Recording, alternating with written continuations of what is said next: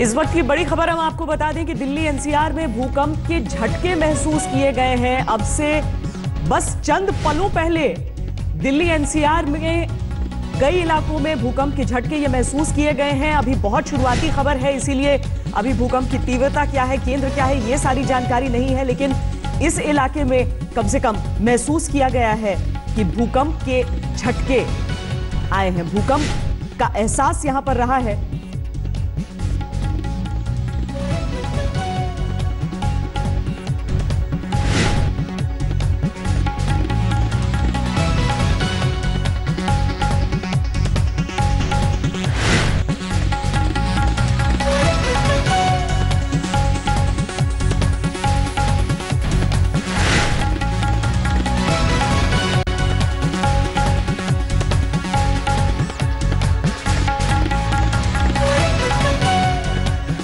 आपको यह भी बता दें कि चमोली जिले में भी भूकंप के तेज झटके महसूस करने की खबर हमारे पास आ रही है। हमारे साथ हमारे संवाददाता सिद्धार्थ तिवारी इस वक्त जुड़ रहे हैं। सिद्धार्थ, क्या है खबर, कहां-कहां महसूस किए गए हैं झटके को आधार से?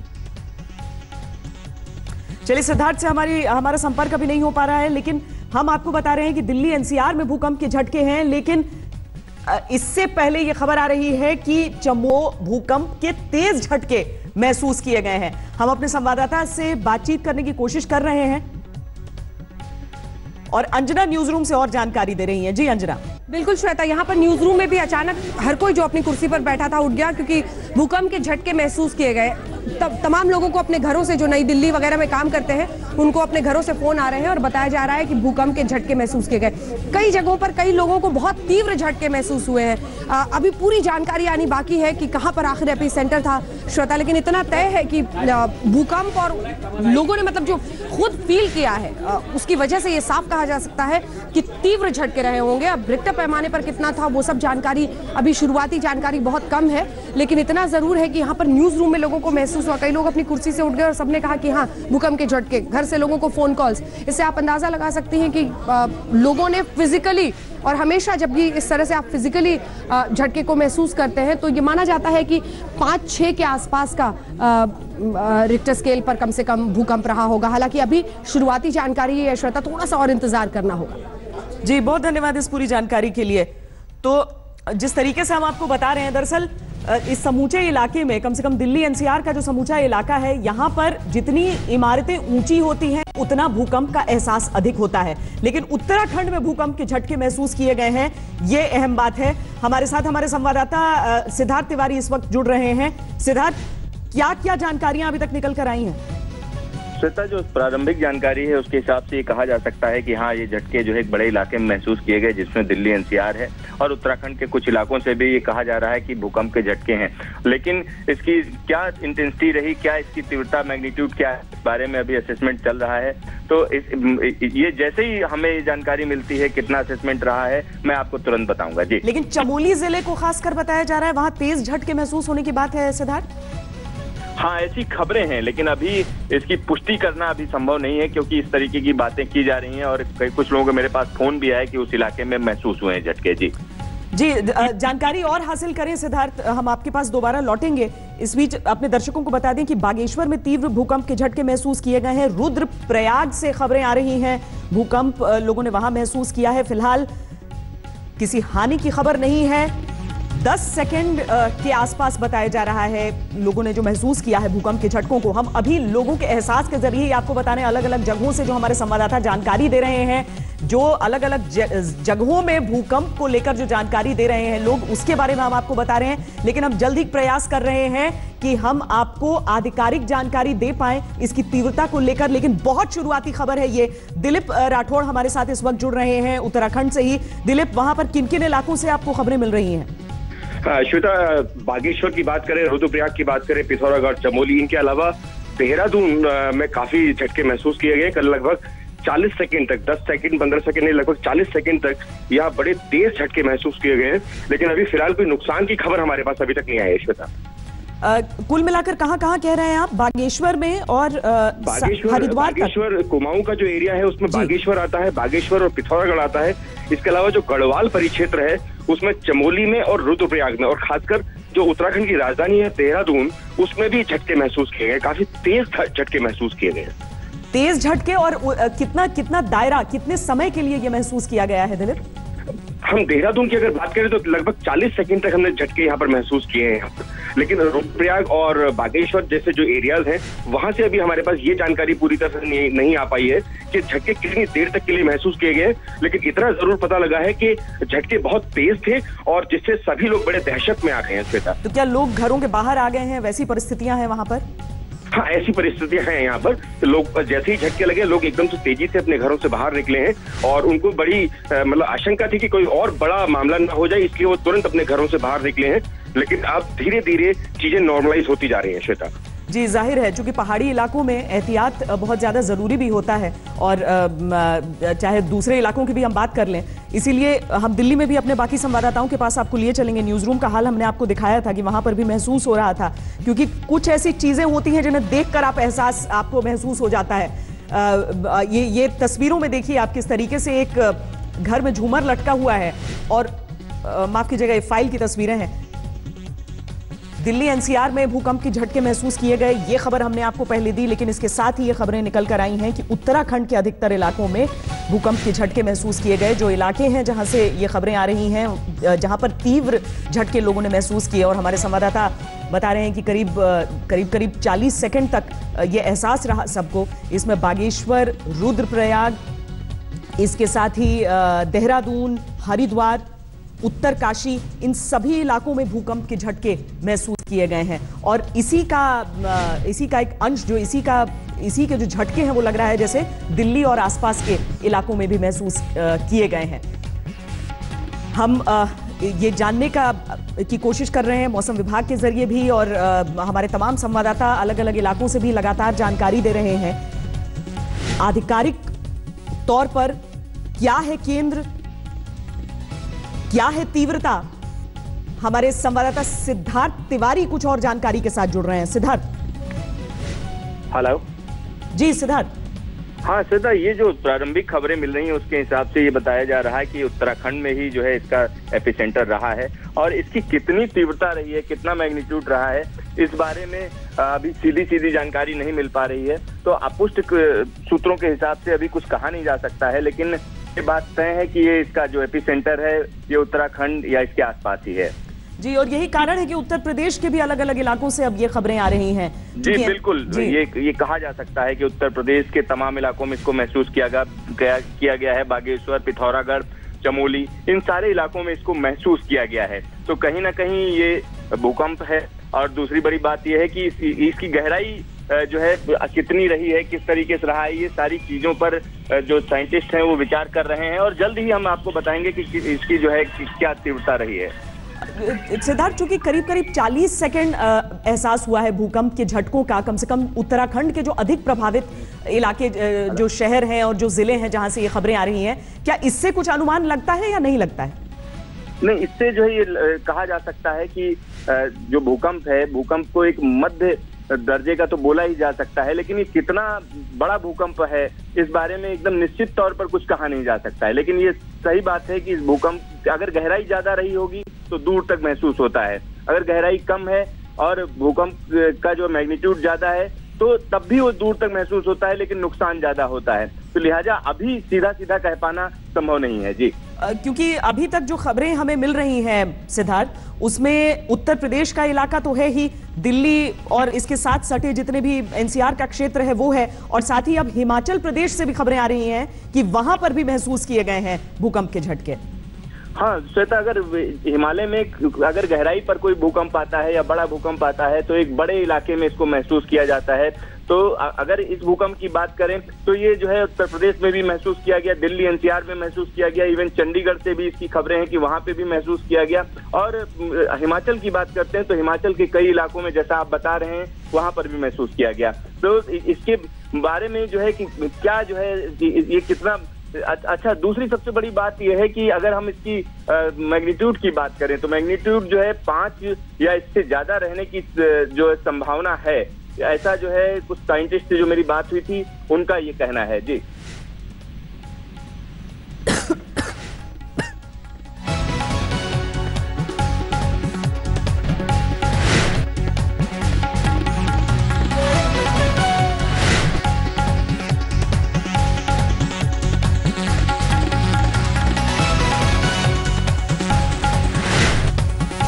तो ये हम आपको दिखा रहे हैं कि कहां से अभी तक हमारे पास खबरें आई हैं। जो सबसे तीव्र झटके महसूस होने की खबर बताई जा रही है वो उत्तराखंड के इलाकों से बताई जा रही है। टिहरी, रामनगर, रुद्रप्रयाग, उत्तरकाशी, हर जगह से ये खबरें आ रही हैं। हिमाचल प्रदेश में भी भूकंप के झटके महसूस किए गए हैं। साथ ही दिल्ली एनसीआर का समूचा इलाका है जहां पर भूकंप के झटके महसूस किए गए हैं। हमारे साथ हमारे संवाददाता आशुतोष जुड़ रहे हैं। आशुतोष, बताएं।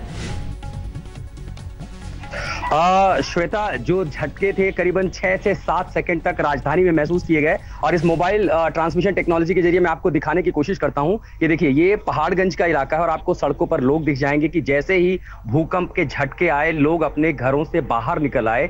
ज्यादातर लोग जो अपने घरों में थे, क्योंकि अमूमन इस वक्त चूंकि ठंड है, ज्यादातर लोग, ये डिनर का टाइम होता है, लोग अपने परिवार के साथ खाने पर बैठते हैं और मैं खुद जब घर में उस समय मौजूद था, अचानक से ये महसूस हुआ। पहले तो यकीन नहीं हुआ कि क्या ये भूकंप है, लेकिन चूंकि 6 से 7 सेकंड तक का ये झटका था और उसके बाद ये देखिए, अगर देख पाए कि लोग अभी भी नीचे खड़े हैं इस पूरे इलाके में और ये लगभग 6 से 7 सेकंड तक यहां तक महसूस किया। और जैसा कि जो खबरें आ रही हैं और जो बताया जा रहा है एजेंसियों के द्वारा कि लगभग किस तरह हिमाचल समेत पूरे उत्तराखंड नहीं बल्कि पूरे एनसीआर में इस भूकंप के झटके को महसूस किया गया है। तो खासकर राजधानी का इलाका और पूरे एनसीआर का इलाका भी प्रभावित हुआ है। अब फिलहाल वेट करना होगा एजेंसियों की ओर से ये देखने के लिए कि जान माल का नुकसान किसी तरह का हुआ है नहीं। हालांकि रिक्टर स्केल पर इसकी तीव्रता फिलहाल बहुत ज्यादा नहीं बताई जा रही है, इसलिए यह अंदाजा लगाया जा सकता है कि शायद नुकसान बहुत ज्यादा नहीं हुआ होगा। श्वेता जी, क्योंकि इसका एपिसेंटर भी देखने की जरूरत है अभी कि कहां पर हुआ है।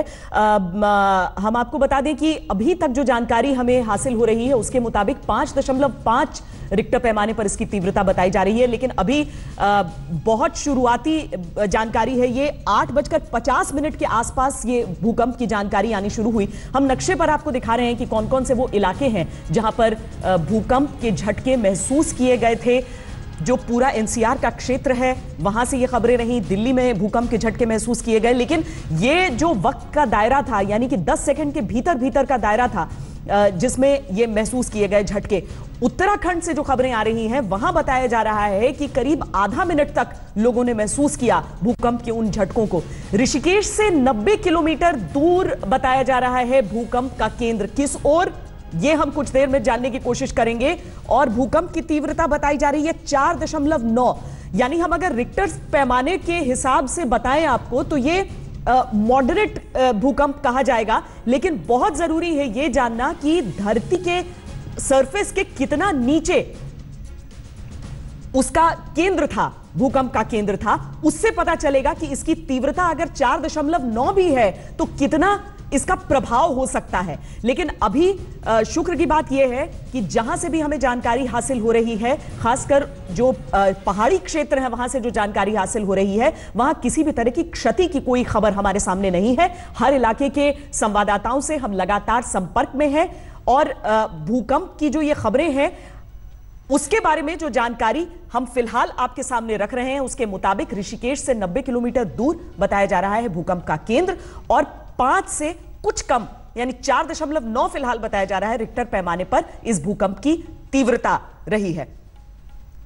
ये वो तमाम क्षेत्र जो हम आपको नक्शे के जरिए भी दिखा रहे हैं, दिल्ली और उसके आसपास लगे हुए सभी इलाके, उत्तराखंड और दूसरी तरफ हिमाचल प्रदेश का इलाका। उत्तराखंड में ही इसका केंद्र रहा, भूकंप का केंद्र रहा।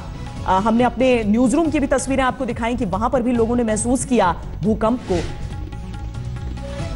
हिमाचल प्रदेश और उत्तराखंड दोनों जगह भूकंप के झटके। हम कुछ देर में आपको हिमाचल प्रदेश भी अपने संवाददाता के पास लिए चलेंगे, हम बातचीत करने की कोशिश करेंगे कि वहां पर क्या आलम है। दिल्ली में कई इलाकों में लोग घरों से तो निकले, लेकिन करीब करीब 10 सेकंड का जो दायरा था उसकी वजह से कम से कम न पैनिक की स्थिति है, न पैनिक की जरूरत है। सत्येंद्र चौहान चंडीगढ़ से हमें और जानकारी दे रहे हैं। जी सत्येंद्र।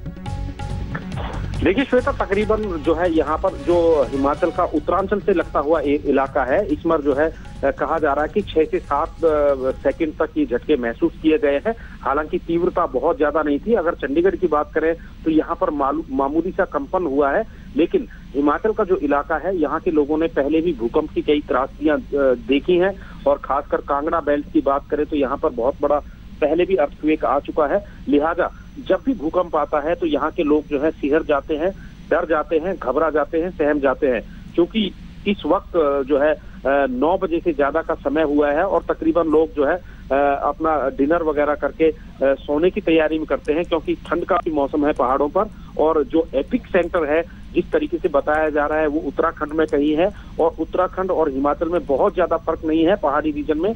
और यहाँ पर जो अर्थक्वेक की तीव्रता थी पहाड़ी इलाके में ज्यादा थी, लेकिन जैसे जैसे धीमे धीमे मैदानों की तरफ आप आते हैं वहां पर कहीं ना कहीं इसकी कंपन कम हो गई थी। लेकिन पहाड़ी इलाकों में जोखिम ज्यादा होता है, लिहाजा वहां पर डर और जो घबराहट थी वो ज्यादा महसूस हुई है। और अभी तक जो हमारे पास रिपोर्ट्स आ रही हैं, लोग घरों से बाहर हैं, और घरों के बाहर क्योंकि मौसम बहुत ज्यादा खराब हुआ है, ऊपर कई इलाकों में जो है बर्फ पड़ी हुई है, हिमाचल के किन्नौर, लाहौल स्पीति जो इलाके हैं वहां तक कंपन महसूस हुई है, लिहाजा लोग घबराए हुए हैं। तो दूसरी तरफ सरकार ने भी जो है इस पूरे मामले पर फिलहाल मौसम विभाग के साथ मिलकर बातचीत की जा रही है, और तुरंत जो है सरकार जो राहत आपदा जो प्रबंधन है उसका जायजा लिया जाएगा, क्योंकि अभी तक कभी कहीं से भी इस तरह की कोई खबर नहीं आई है कि जान माल का नुकसान हुआ है। लेकिन सरकार ने तुरंत जो है अलर्ट फिलहाल पूरे मामले पर जारी कर दिया है।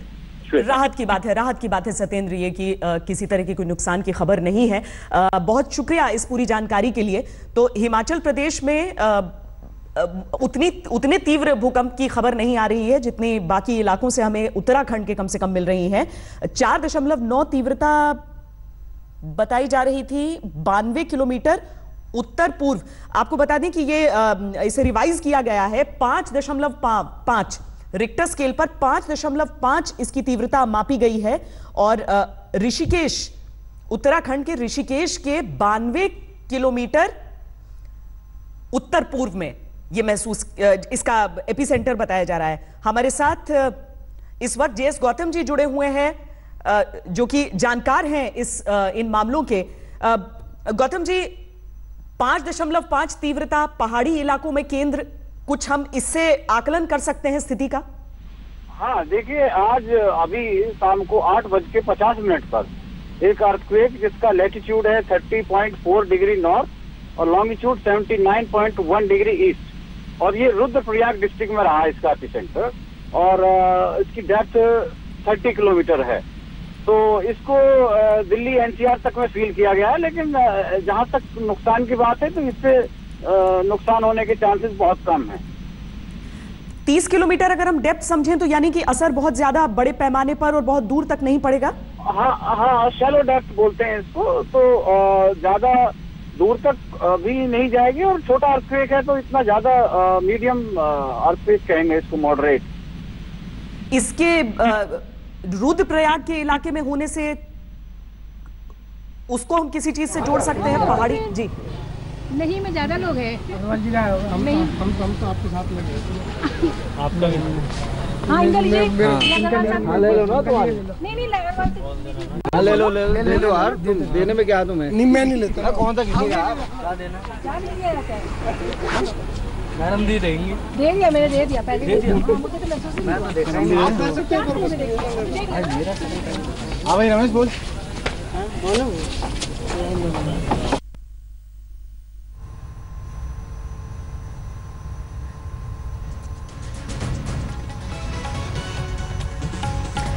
तो आपको बता दें कि रुद्रप्रयाग जिले में बताया जा रहा है भूकंप का केंद्र 30 किलोमीटर जमीन के नीचे ये केंद्र था। राहत की ये बात है, और ये बड़ी बात यही है जिसके कारण हम समझ सकते हैं कि उत्तराखंड में तो बहुत तेज भूकंप महसूस किया गया, लेकिन जो आसपास के इलाके थे वहां पर बहुत अधिक देर तक भी नहीं और बहुत ज्यादा तीव्र भी नहीं इस भूकंप को महसूस किया गया था। लेकिन ऋषिकेश से करीब 90 किलोमीटर उत्तर पूर्व की ओर रुद्रप्रयाग जिले में इस भूकंप का केंद्र रहा है, जो कि जमीन से 30 किलोमीटर नीचे और 5.5 रिक्टर स्केल पर इसकी तीव्रता को मापा गया है। हिमाचल प्रदेश से लेकर उत्तराखंड के तमाम इलाकों में, दिल्ली एनसीआर के इलाकों में इस भूकंप को महसूस किया गया है। लेकिन कुछ लोग, कुछ शहरी इलाकों में, खासकर जो ऊंची ऊंची इमारतें हैं वहां से लोग नीचे जरूर आए, लेकिन अधिकतर एक पैनिक का माहौल रहा है, न पैनिक की जरूरत रही है। ये सभी वो जिले और सभी वो शहर, उनके नाम हम चला रहे हैं लगातार यहां पर। कुछ लोग जो तस्वीरें भेज रहे हैं वो तस्वीरें भी हम दिखा रहे हैं, जिनके घरों में भूकंप की वो तस्वीरें कैद हुई क्योंकि अगर कोई लटकती हुई चीज है तो सबसे पहले उसे देखकर ही महसूस हो जाता है कि भूकंप आ रहा है। 5.5 की तीव्रता रिक्टर स्केल पर। राहत की बात यह कि कहीं से कोई भी किसी भी तरह की अनिष्ट की खबर नहीं आ रही है हमारे सामने।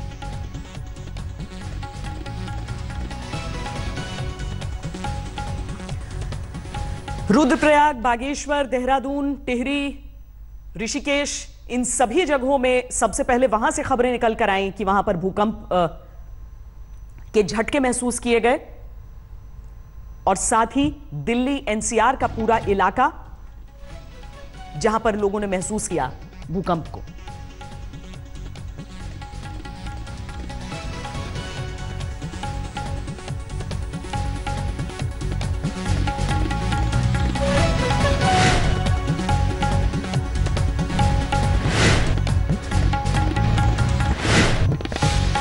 पांच 5.5 की जो तीव्रता होती है उसे एक मॉडरेट अर्थक्वेक माना जाता है, लेकिन इसके साथ ही बहुत जरूरी हो जाता है यह आंकना कि जमीन के कितने नीचे भूकंप का केंद्र था, क्योंकि अगर बहुत कम उसकी गहराई होती है तब आशंकाएं बढ़ जाती हैं, लेकिन यहां पर 30 किलोमीटर नीचे बताया जा रहा है कि भूकंप का केंद्र था। जिन इलाकों में महसूस किए गए हैं झटके, वो इलाके वैसे भी भूकंप को लेकर बेहद संवेदनशील हैं। हाल के वर्षों में हमने देखा है कि किस तरीके से गतिविधियां जमीन के नीचे जो हलचल है वो अधिक बढ़ गई है, और उसी क्रम में एक भूकंप का झटका ये भी।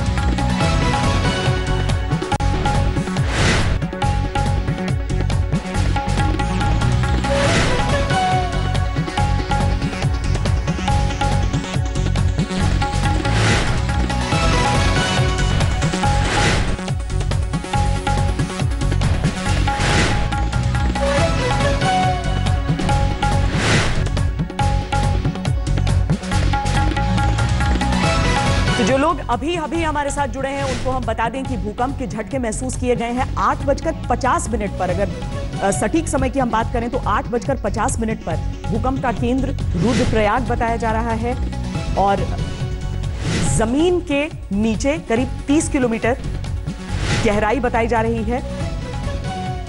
उत्तराखंड में सबसे अधिक लोगों ने भूकंप के इन झटकों को महसूस किया है। हिमाचल प्रदेश में भी ये झटके महसूस किए गए हैं, यानी जो पूरा समूचा पहाड़ी इलाका है वहां पर सबसे अधिक झटके महसूस किए गए हैं, और दिल्ली एनसीआर के इलाकों में भी उसका असर देखा गया है। करीब 10 सेकंड तक यहां पर भी झटके महसूस किए गए हैं।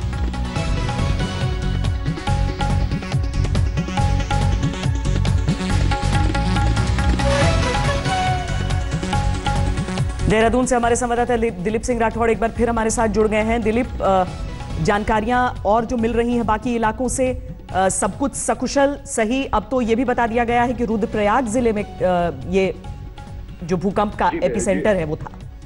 जी बिल्कुल, रुद्रप्रयाग में इसका सेंटर एपिसेंटर बताया गया है। इसमें उसके अलावा जो है लोगों में भागदौड़ जरूर मची थी, लेकिन अभी तक कोई नुकसान की खबर नहीं आई है। एक विशेष बात यह है कि गैरसैंण में इस समय कैबिनेट चल रही है, और इस समय बाकायदा जो है वहां पर कल से सत्र शुरू होना है 4 दिन के लिए, तो सभी लोग वहां पर है। वहां की हलचल के विजुअल्स भी हमने अभी भेजे हैं। काफी देर तक वहां पर भी काफी हलचल मची रही है। श्वेता, शहरी इलाकों में भी कमोवेश यही खबर है दिलीप? बिल्कुल बिल्कुल बिल्कुल। जो भूकंप के झटके थे वो इतनी तीव्र झटके थे कि लोग एकदम से अपने घरों से बाहर निकल आए, और चाहे हम किसी भी जगह की बात करें उत्तराखंड की, हर जगह से लोग अपने अपने घरों से बाहर निकले, और बस इसी डर से उनके दिमाग में डर जरूर था कि ये भूकंप काफी बड़ा हो सकता है और कुछ नुकसान हो सकता है, इसीलिए बहुत तेजी के साथ लोग अपने घरों से बाहर निकले। जी, हालांकि अब इसके साथ ही हम भी और प्रशासनिक तौर पर भी हम जानना चाहेंगे आपसे कि क्या आश्वासन यही मिल रहा है कि सब जगह सब कुछ सकुशल है, यानी लोग जो पैनिक किए भी थे शुरू में उन्हें भी डरने की कोई आवश्यकता नहीं है? बिल्कुल बिल्कुल, हमारी अधिकारियों से बात हुई है, उनका ये कहना है कि पैनिक जैसी कोई चीज नहीं है, जो झटके थे अब वो नहीं है अब इस समय, और कोई भी अभी तक नुकसान की सूचना नहीं है, चाहे वो शहरी इलाका हो या फिर उत्तराखंड का पहाड़ी क्षेत्र हो, कहीं से भी कोई नुकसान की खबर अभी तक नहीं आ पाई है। जी बहुत शुक्रिया दिलीप इस पूरी जानकारी के लिए। तो उत्तराखंड का वो इलाका जहां पर जो भूकंप का केंद्र है वहीं पर है, वहां पर सबसे अधिक महसूस किया गया। दिलीप यही बता रहे हैं हमें कि सबसे पहले वहां पर लोगों में अचानक अफरा तफरी हुई, क्योंकि पहाड़ी क्षेत्र है पूरा। किसी भी हर तरह की एहतियात बरतते हुए लोगों ने अपने अपने घरों से बाहर निकले सब। लेकिन धीरे धीरे अब जो अलग अलग क्षेत्रों से खबरें हमारे सामने आ रही हैं, उसका सीधा मतलब ये कि किसी भी आशंका से हम अब हट सकते हैं। रुद्रप्रयाग जिले में भूकंप का यह केंद्र, जिसकी तीव्रता 5.5।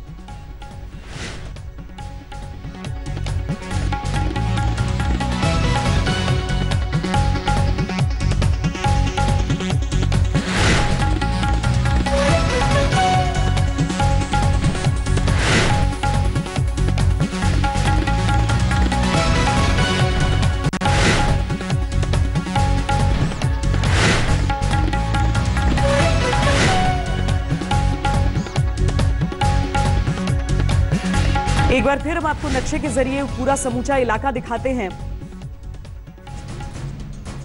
देखिए यहां पर उत्तराखंड में रुद्रप्रयाग जिले में भूकंप का केंद्र, ऋषिकेश से शुरुआत में यह जानकारी आई। ऋषिकेश से 90 किलोमीटर पूर्वोत्तर की ओर भूकंप का केंद्र, जिसकी तीव्रता 5.5 मापी गई है रिक्टर स्केल पर। उत्तराखंड में कोई ऐसा इलाका नहीं जो अछूता रहा भूकंप के असर से। ऋषिकेश, हरिद्वार, देहरादून, चमोली, बागेश्वर, रुद्रप्रयाग, हर जगह भूकंप के ये झटके महसूस किए गए। और जो स्थानीय लोग हैं उनके अनुसार, जो हमारे संवाददाता बता रहे हैं इन सभी इलाकों से, उनके अनुसार करीब करीब आधा मिनट भूकंप के इन झटकों को उत्तराखंड में महसूस किया गया। लेकिन जैसे जैसे उस इलाके से आप दूर हटेंगे, जैसे जैसे दिल्ली की ओर आते हैं या फिर हिमाचल की ओर, कुछ और उत्तर की ओर हम बढ़ते हैं, उत्तर पश्चिम की ओर, तो उस पूरे इलाके में करीब 10 सेकंड तक लोगों ने झटके को महसूस किया। दिल्ली हो गया, दिल्ली के साथ पूरा जो एनसीआर का इलाका हो गया, इन सभी इलाकों में, खासकर जहां गगनचुंबी इमारतें हैं, जहां रिहायश ऐसी इमारतों में, मल्टी स्टोरीड इमारतों में रहती है लोगों की, वहां पर हल्का झटका भी बहुत बड़ा असर छोड़ता है और इसीलिए वो महसूस कर लेते हैं लोग। इस कारण जितने भी इलाके हैं वहां से हमें यही खबरें मिली कि लोग अचानक समझ नहीं पाए कि क्या चल रहा है, और उसके बाद बहुत ज्यादा फोन्स आने लगे सबको एक दूसरे के कि सब कुछ सकुशल है कि नहीं। लेकिन हम आपको जितनी खबरें हमें मिल रही हैं उसके आधार पर बता सकते हैं कि पूरे इलाके में, देश में जहां जहां भी अभी भूकंप के झटके महसूस किए गए हैं, हर जगह पर सब कुछ सकुशल है। आधिकारिक तौर पर जितनी भी जानकारी हमें मिल रही है या फिर हमारे संवाददाता जितनी जानकारी स्थानीय तौर पर दे रहे हैं, उसके हिसाब से भूकंप के ये झटके महसूस जरूर किए गए, लेकिन सब सुरक्षित, सब महफूज, सब सकुशल हैं। और रुद्रप्रयाग जिले में जो ये भूकंप का केंद्र रहा, वहां जमीन के नीचे, बहुत नीचे, 30 किलोमीटर के करीब भूकंप का यह केंद्र रहा है, जिसके कारण 5.5 तीव्रता का जो भूकंप है उसके झटके महसूस जरूर किए गए, लेकिन सब कुछ ठीक ठाक है।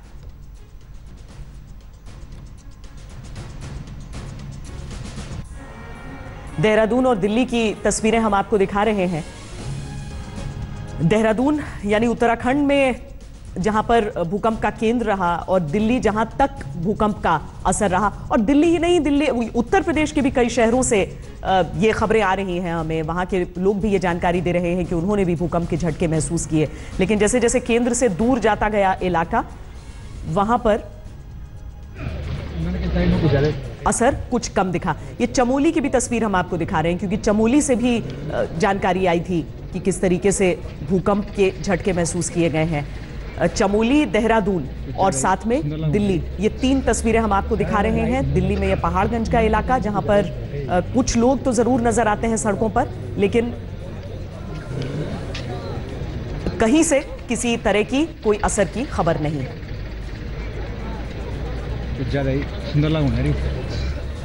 भूकंप के बीच आपको यह बताना भी जरूरी है कि मशहूर साइंस जर्नल नेचर जियोसाइंस के छपे एक नए रिसर्च पेपर के अनुसार बांग्लादेश, म्यांमार और उत्तर पूर्व भारत में एक भयानक भूकंप आने की आशंका जताई जा रही है।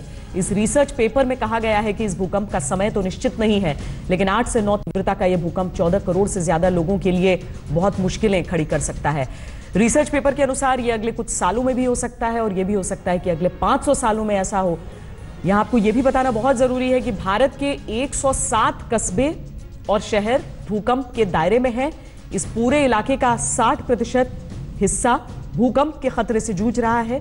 इसी कड़ी में एक खबर यह भी आई कि 2018 में भूकंप का बड़ा खतरा है। सोशल मीडिया पर वायरल होने के बाद हमने इस खबर का वायरल टेस्ट किया था। क्या 2018 में तबाह हो जाएगी दुनिया? 2018 में भयानक भूकंपों से कांप जाएगी पृथ्वी?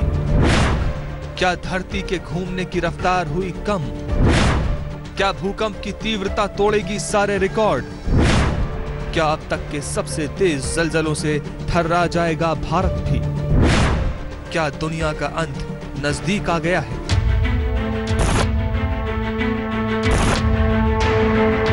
सोशल मीडिया पर ऐसी खबरें वायरल चल रही हैं जिसमें कहा जा रहा है कि साल 2018 में दुनिया भर में भयंकर भूकंप आएंगे।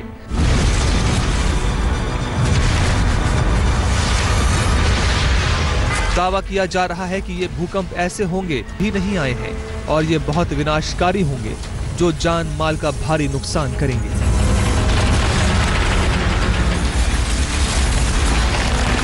दावा यह भी किया जा रहा है कि वैज्ञानिकों के मुताबिक ऐसा इसलिए होगा क्योंकि धरती के घूमने की रफ्तार कम हो गई है। पीयूष ने ऐसे ही एक मैसेज को शेयर करते हुए लिखा, 2018 मरने के लिए तैयार हो जाइए। हमने सोशल मीडिया पर वायरल इस खबर का किया वायरल टेस्ट। क्या वायरल मैसेज वाकई किसी रिसर्च पर आधारित है? कई रिपोर्ट्स और वेबसाइट्स पर पड़ताल करने के बाद हमने पाया कि वैज्ञानिकों ने अपनी जांच में पाया है कि पृथ्वी के अपनी धुरी पर घूमने और भूकंप आने में सीधा सीधा संबंध है। वैज्ञानिकों ने साल 1900 से अब तक रिक्टर स्केल 7 तीव्रता वाले भूकंपों का विश्लेषण किया और पाया कि हर 32 साल में आने वाले भूकंपों की संख्या बढ़ जाती थी और हर 25 से 30 साल में पृथ्वी की अपनी धुरी पर घूमने की रफ्तार भी कम हो रही थी। क्या पृथ्वी की रफ्तार का ज़लज़लों से सीधा संबंध है? वायरल टेस्ट संवाददाता रोशनी वायरल मैसेज से जुड़े सभी सवालों का जवाब ढूंढने के लिए सीधे जा पहुंची national centre for seismology, ministry of earth sciences. SH घूमने का कोई लेना देना नहीं है। धरती के एसएच घूमने का और भूकंप से उसका कोई लेना देना नहीं है, लेकिन धरती के घूमने की गति का कम या ज्यादा होना उसका शायद उनका ये कहना है कि उसका शायद भूकंप से लेना देना है। लेकिन ये बात भी एक हमारे यहाँ वर्ड होता है क्वालिटेटिवली है कि मतलब इसमें हमने अभी फिजिक्स नहीं लगाई है, हमने इसकी कैलकुलेशंस नहीं की है कि क्या होने की वजह से क्या हो जाएगा। आप फिजिक्स का मतलब ये कि आप उसके पहले मैथमेटिक्स डेवलप करेंगे और तब उसको प्रूव करेंगे कि देखिए ऐसा होता है। खाली कहने भर से काम नहीं होता है। क्या भूकंप के बारे में पहले से अनुमान लगाया जा सकता है? ये भविष्यवाणी नहीं है, ये भविष्यवाणी बिल्कुल नहीं है, ये अर्थक्वेक प्रेडिक्शन नहीं है। जो रिजल्ट है उसको केवल टाइम के संदर्भ में देखें, आप उसको रीजन के संदर्भ में ना देखें। ऐसा नहीं है कि सारी जगह पे भूकंप ज़्यादा हो जाएंगे या सारी जगह पे भूकंप कम हो जाएंगे। उन्होंने इस बारे में बिल्कुल कुछ नहीं कहा है और ना कहा जा सकता है, क्योंकि प्रोसेस डीप प्रोसेस है। क्या ये जाना जा सकता है कि भूकंप से भारत को कितना खतरा है? जो बड़े अर्थक्वेक हैं उसमें एक क्लस्टरिंग होती है, उसमें एक पर्टिकुलर टाइम के बाद उसमें उनकी संख्या में थोड़ी बहुत वृद्धि होती है। ये कोई वृद्धि ऐसी नहीं है कि आप कहें कि अगर पिछले 16 साल में 50 अर्थक्वेक आए थे तो अगले वाले साल में 100 अर्थक्वेक आ जाएंगे, ऐसा बिल्कुल नहीं है। उसमें वृद्धि, जो ये वृद्धि की बात कर रहे हैं वो 1 या 2 अर्थक्वेक एक्स्ट्रा करने की बात कर रहे हैं पूरे ग्लोब में। ये ऐसा नहीं है कि बहुत सारे अर्थक्वेक एकदम कोई कोहराम मच जाएगा, कोई तहलका हो जाएगा, ऐसा कुछ नहीं होने वाला है। भूवैज्ञानिकों की माने तो अमेरिका के वैज्ञानिकों का रिसर्च गलत नहीं है, लेकिन ये भी सच है कि साल 2018 में आने वाले भूकंपों की तादाद ज्यादा होने की खबर को लेकर डरने की भी जरूरत नहीं है। वैज्ञानिकों का मानना है कि अगर अमेरिका के वैज्ञानिकों की थ्योरी पर यकीन भी करें, तब भी अगर दुनिया में इस साल 100 भूकंप आते हैं तो अगले साल इन भूकंपों की तादाद 105 या 106 ही हो सकती है।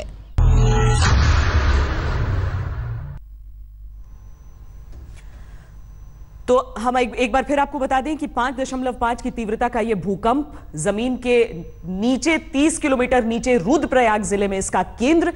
जितने इलाकों से खबरें हमें मिल रही हैं उसके हिसाब से कहीं से किसी भी तरह के नुकसान की खबर नहीं है, सब सकुशल हैं। हम भूकंप की खबरों से आगे बढ़ते हैं।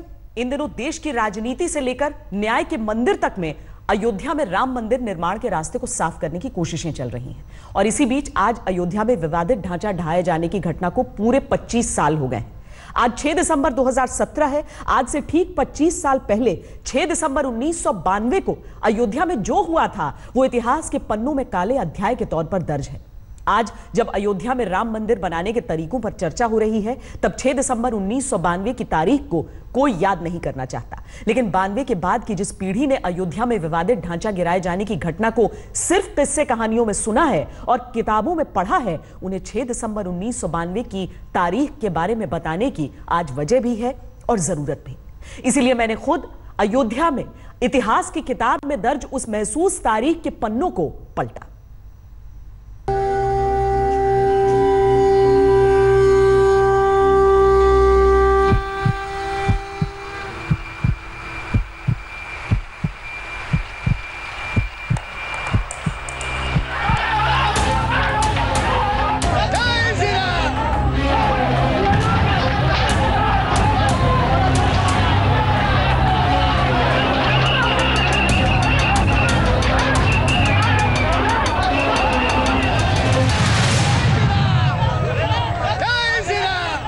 प्रभु राम का मंदिर अयोध्या में नहीं बनेगा तो कहाँ बनेगा? जी के मंदिर के सामने से एक थोड़ा साइड से ऐसे बगल से निकला था, जो बगल से निकला था उसमें मैं थी। इस तरीके के कार्य सेवक आ रहे थे, कार सेवक, उससे लग रहा था कि कहीं न कहीं आशंका थी कि इस बार कुछ होगा। कार सेवा करनी है, राम मंदिर तैयार होना ही चाहिए ना, सोच के आए मंदिर बनाना है करके।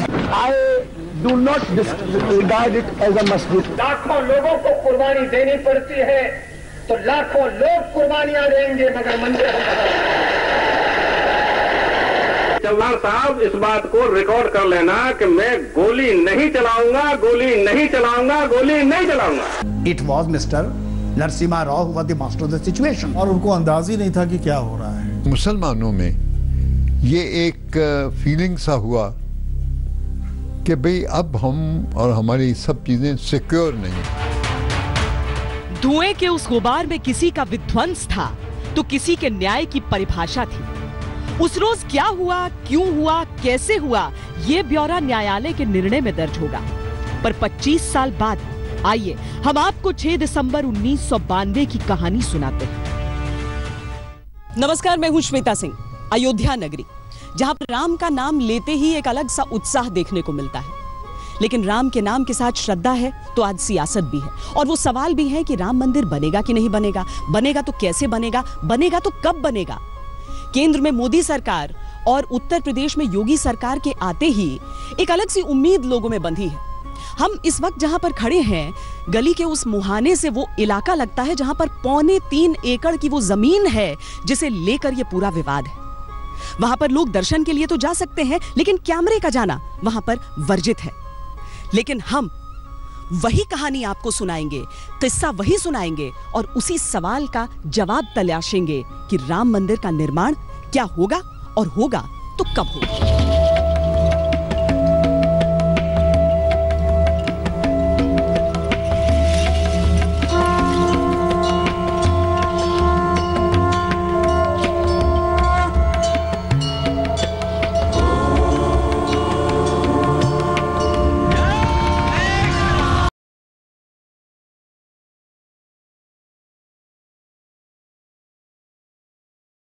पेट्रियोटिक वोट बैंक बना रहा हूं।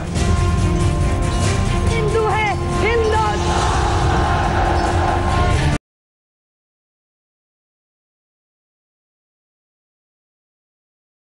राजनीति के उन्माद ने 6 दिसंबर 1992 को अयोध्या में सिर्फ विवादित ढांचा ही नहीं ढहाया था, कांग्रेसी और गैर कांग्रेसी राजनीति के बीच की दीवार ढहा दी थी। उस मलबे की बुनियाद पर एक नई तरह की राजनीति का उदय हुआ था।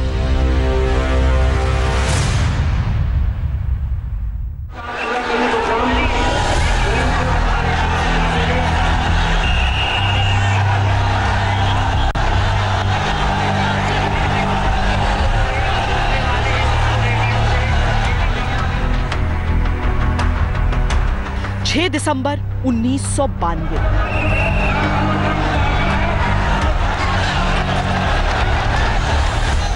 एक ऐसी तारीख जिसने दुनिया के सबसे बड़े लोकतंत्र को देखने का समूची दुनिया का नजरिया ही बदल दिया।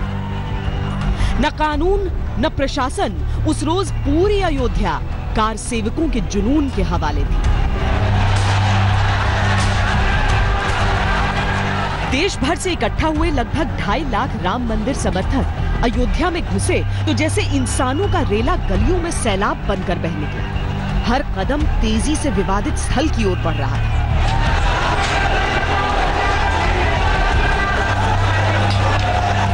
कई हाथों में धारदार हथियार थे, लेकिन उन्हें रोकने वाला कोई नहीं था। दोपहर होते होते विवादित स्थल पर अनियंत्रित भीड़ आक्रामक होती चली गई। राजनीति एक तरफ खड़ी अपने दांव चलती रही और राजनीति की बिसात पर बिछाए गए मोहरे अपनी चाल। और देखते ही देखते विवादित ढांचा मलबे में तब्दील हो गया और इसी के साथ देश की राजनीति धर्म के रंग में रंगती चली गई।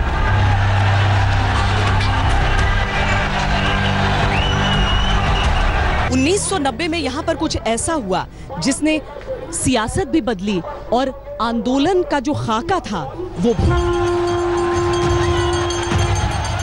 उस रोज शहर की तरफ से अयोध्या आने वाले सभी रास्ते बंद कर दिए गए थे, लेकिन फिर भी हजारों लाखों की संख्या में कार सेवक न सिर्फ शहर में प्रवेश कर चुके थे, बल्कि धीरे धीरे विवादित स्थल की ओर बढ़ने भी लगे थे। पुलिस ने भीड़ को काबू में करने के लिए लाठी, डंडों और आंसू गैस के गोलों का प्रयोग करना शुरू किया। भगदड़ मच गई। कार सेवक इस भगदड़ में जख्मी हो रहे थे। पूरी अयोध्या में बेचैनी का माहौल था।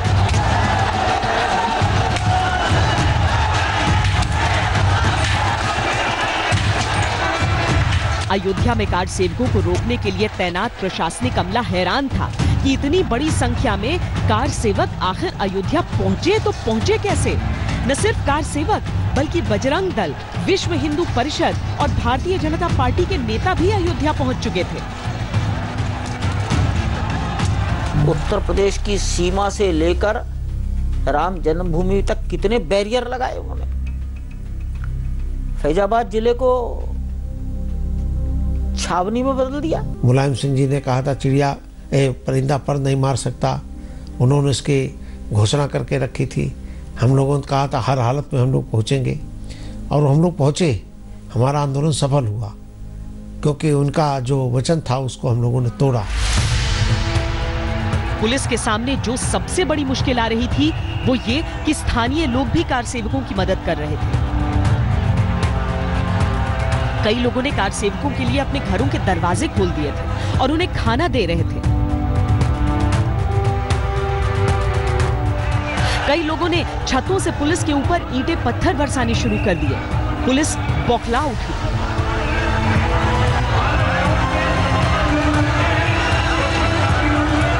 पूर्व प्रधानमंत्री नरसिम्हा राव की किताब अयोध्या के अनुसार जैसे ही 2 से 3 हजार की संख्या में कार सेवक विवादित स्थल के करीब पहुंचे, पुलिस के कुछ जवानों ने उन पर गोली चला दी। इस गोलीबारी में 5 लोग मारे गए। राष्ट्रों के इतिहास में ऐसे अवसर आते हैं जब जनाकांक्षाएं प्रशासन से आगे चली जाती हैं और ऐसे भी अवसर आते हैं जब हुकूमतों को बहुत कड़े कदम उठाने पर मजबूर होना पड़ता है। वह दिन इसी तरीके का था। इस घटना को प्रशासनिक अत्याचार के तौर पर देखा गया। अयोध्या में स्थिति लगातार विस्फोटक होती जा रही थी। इसी बीच 2 नवंबर की मुनादी कर दी गई। हम ये साबित करें कि धर्म जीतता है, हम ये साबित करें कि सत्य जीतता है और हम राम राज्य की स्थापना करें। साध्वी उमा भारती सिर मुंडवाकर अयोध्या पहुंच गईं। नए घाट पर मोर्चा संभाल लिया। गुजरात के सांसद हरेन पाठक वहां पहुंच गए। दिगंबर अखाड़े के विनय कटियार वहां मौजूद थे। पुलिस ने उमा भारती को गिरफ्तार करने की कोशिश की, पर वो सड़क पर लेट गई। प्रशासन की कड़ी कार्रवाई के बाद भी लाखों कार सेवक अयोध्या के इर्द गिर्द ही जमा थे और धीरे धीरे प्रशासन को चकमा देकर लगातार विवादित स्थल पहुंचने की कोशिश कर रहे थे। लेकिन पुलिस के चाक चौबंद बंदोबस्त के चलते सुरक्षा घेरा तोड़ पाना आसान नहीं था। आखिरकार कार सेवकों ने एक खास रणनीति बनाई, जिसके तहत उनके अलग अलग जत्थों में सबसे आगे महिलाएं और बुजुर्ग होते थे। उन्होंने बुजुर्ग महिलाओं और पुरुषों को आंदोलनकारियों ने आगे कर दिया। और वो करते क्या थे कि वो जब बुजुर्ग लोग जो अर्धसैनिक बलों के जवान तैनात थे उनके पैर छूने लगते थे, जब वो पैर पकड़ते थे तो एक स्वाभाविक भारतीय संस्कार है, किसी बड़े से पैर नहीं छुआए जाते, तो पीछे हटते थे। जो ही वो जवान पीछे हटते थे तो उतना रास्ता उनका ऑटोमेटिकली कवर हो जाता था। न लाठी डंडे काम आ रहे थे, न आंसू गैस के गोले। 30 अक्टूबर की घटना से मुलायम सिंह यादव पहले से ही बौखलाए हुए थे, और जब उन तक ये खबर पहुंची कि कार सेवकों की भीड़ एक बार फिर नियंत्रण से बाहर हो रही है, तब मुलायम सरकार ने एक कड़ा फैसला लिया। स्थानीय लोग कार सेवकों का अभी भी खुलकर साथ दे रहे थे। कार सेवकों का जोश बढ़ रहा था जब एक बार फिर लगने लगा कि 30 अक्टूबर की घटना दोहराई जा सकती है, तो पुलिस प्रशासन ने अपनी बंदूकों के मुंह कार सेवकों की तरफ कर दिए।